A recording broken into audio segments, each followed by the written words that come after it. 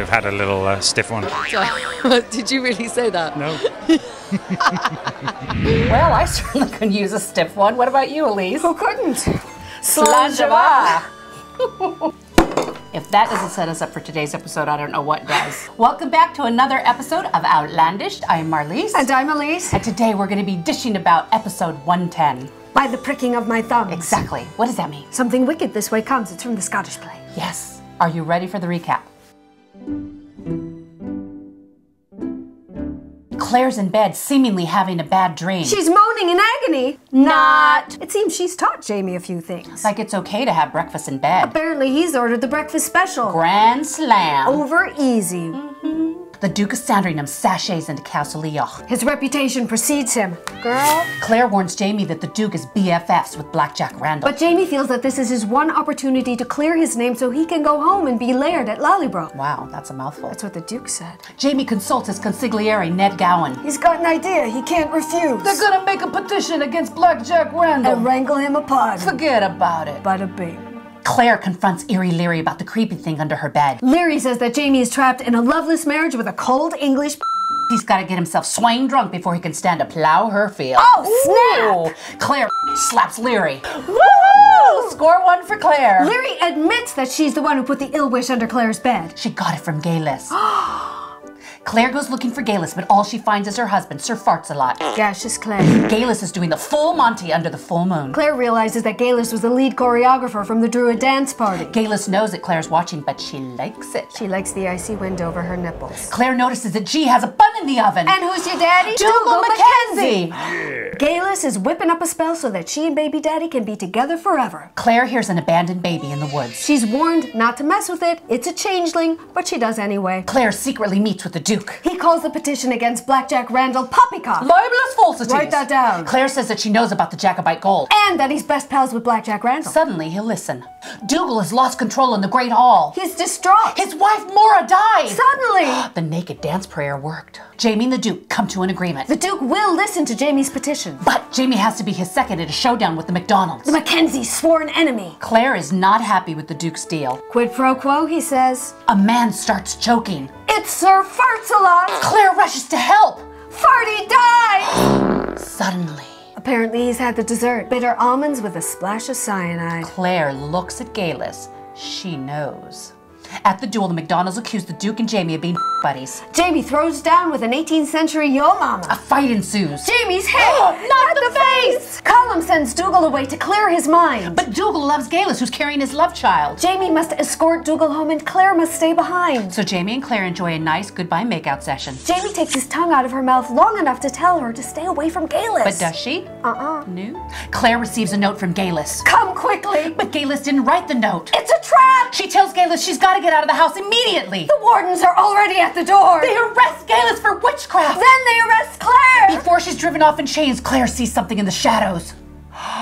Eerie Leary strikes again. So let's talk about the opening scene. Whoa! Whoa. Okay, I have to say, when I interviewed them and asked them about the wedding scene, which to all of us was like, you know, the scene, did you see the wedding scene? We thought that was the pinnacle. And now he's now gone below.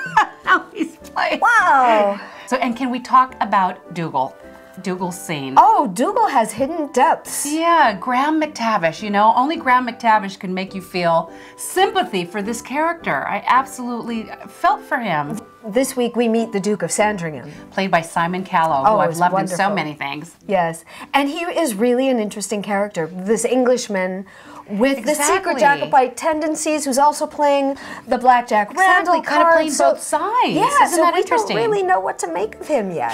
So we've really enjoyed all your comments and tweets this week. A lot of you asked us about the spanking scene. Yeah, many people had something to say about the Yes, spanking they scene. did. But I actually had an opportunity to ask Caitriona on the red carpet about the spanking scene. And what she thought of it, how it was to show. I also asked her, looking ahead, what era in history was she looking forward to portraying as Claire? I mean, it was difficult to film. I think, you know, it's very difficult from a modern mind to understand in any way, to accept that, you know. It's you know, there's a punishment, but you have to remember that it's in the context of 1743, and you know, in that time it was acceptable. I mean, for Claire, it's so hard for her to accept it, but I think, you know, we really took some time to allow her to maybe, even if she couldn't accept it, maybe understand where he was coming from. And you know, they really have to fight to get back to forgive each other, or she has to forgive him. And you know, it was difficult, but I hope we gave it the respect that it deserves and handled it in the correct way. What are you looking forward to most in continuing Claire's story? Are you looking forward to Claire in the French court? Are you looking forward to 1960s Claire? Well, you know, Terry, who's our costume designer, is just incredible, and she's been sending me little photos of things. And of course, the 60s, I love that era, and I love the clothes from that. So her and I geek over that stuff. But I can't wait to see what she does for the court, because I mean, you can bet that there are going to be some incredible creations. So yeah, I'm excited to start, you know, have a little bit of French in the show. I'm excited for the court, but I'm excited to see everybody again and get back to work. You know? Well, I'm really looking forward to seeing Claire in those beautiful French court costumes. Yeah, that's going to be stunning. But I mean, we're getting through the rest of this season first. I know. And then into the next book. There's so much to look forward to. Yeah, exactly. But before we go anywhere today, I want to give a special thank you and shout out to Philip Byrne from Wool Solutions, who provided this wonderful tartan carpet for our Outlandish set. Thank you so much. It really lends an air of authenticity to our set. So thank you so much for being our sponsor. And now we'd like to announce one of our first giveaways this season. We're going to be giving away the Outlander DVD set of Season 1, Part 1. And we'll be doing our drawings at the end of the season in our season finale. How do you win?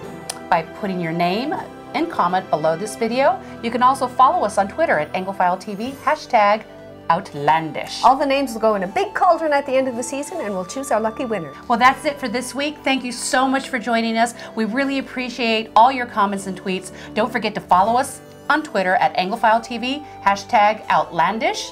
And please be sure to share us with all of your Outlander-loving friends. Yes, invite everybody. Invite the whole clan to the Outlander party here. Thank you so much for watching us. I'm Marlise. And I'm Elyse. And we're Outlandish.